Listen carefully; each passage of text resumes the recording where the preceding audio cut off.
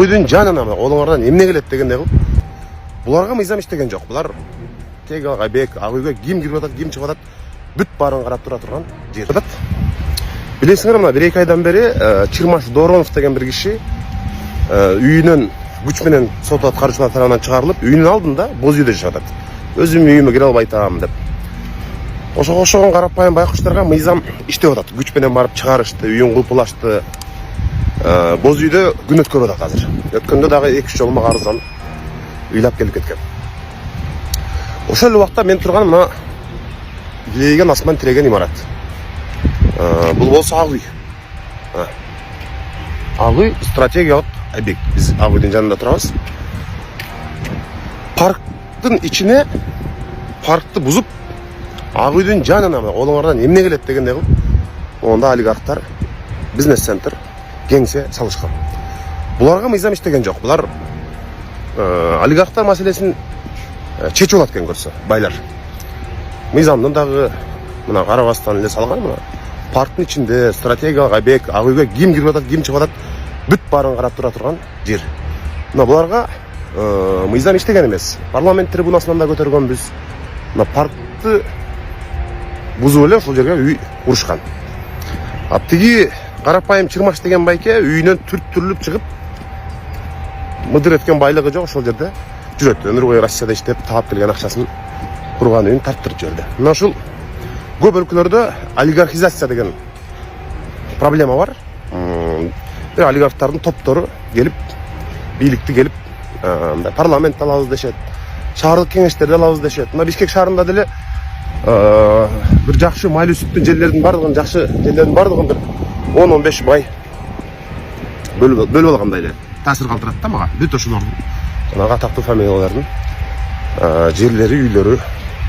Ошон үчүн мына көп өлкөлөрдө олигархизация, деолигархизация деп. Олигархтарга мындай каршы, бизнесмендерге, ишкерлерге каршы эмес, бирок жанагындай мыйзамды тебелеген ошол өздөрү андай бир бийликке келип, ошон үчүн мындай жанагы ушундай бир өлкөнүн байлыгын же болбосо кандайдыр бир нерсеге колу узарып, тендерлерден утуу, дагы көбүрөөк байыйын деген маселе, ошондой проблемалар бар да. Ошон үчүн мен силерге бүгүн жумушка келип эки эле окуяны салыштырдым.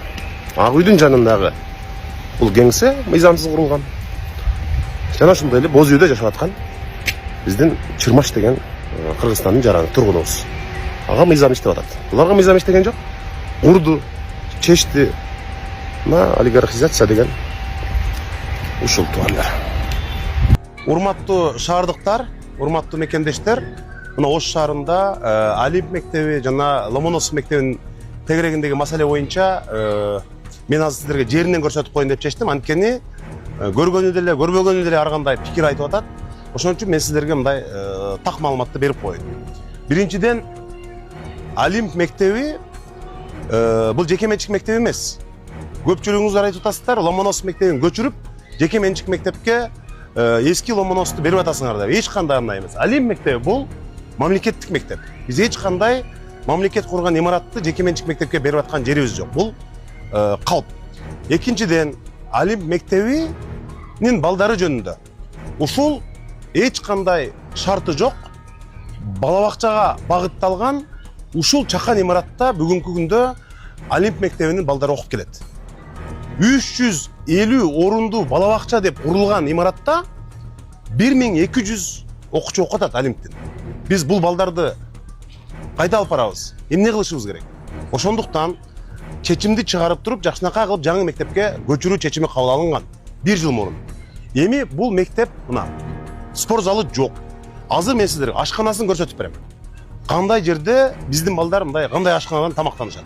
Ошондуктан мына урматтуу президентибиздин демилгеси менен, колдоосу менен азыр 10 мектеп шаарда курулуп жатат.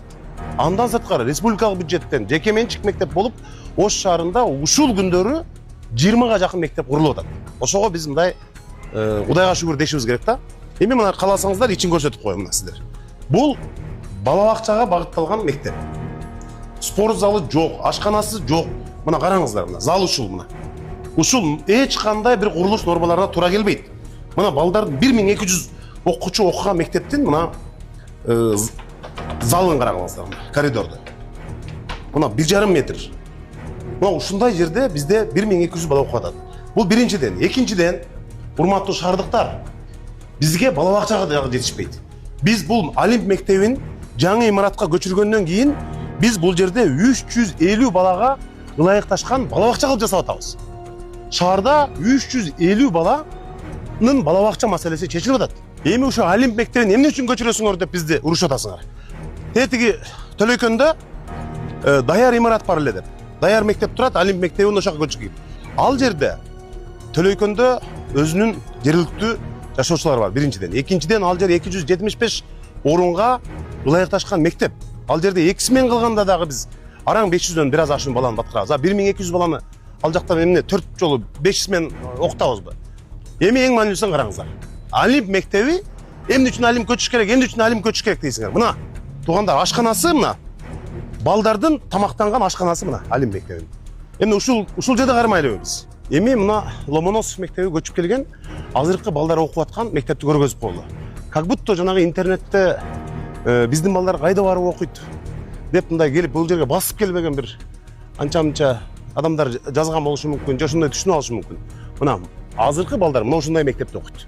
Капиталдык оңдодон толугу менен өткөн. Бул жерде мына Ломоносовдун бюсту коюлуп, Орустун башкы консулу келип, мурдагы мэрлер келип, жетекчилер келип туруп ачылышы болуп, мына ушул жерде мына бүт капиталды оңдодон өтүп, бул жер.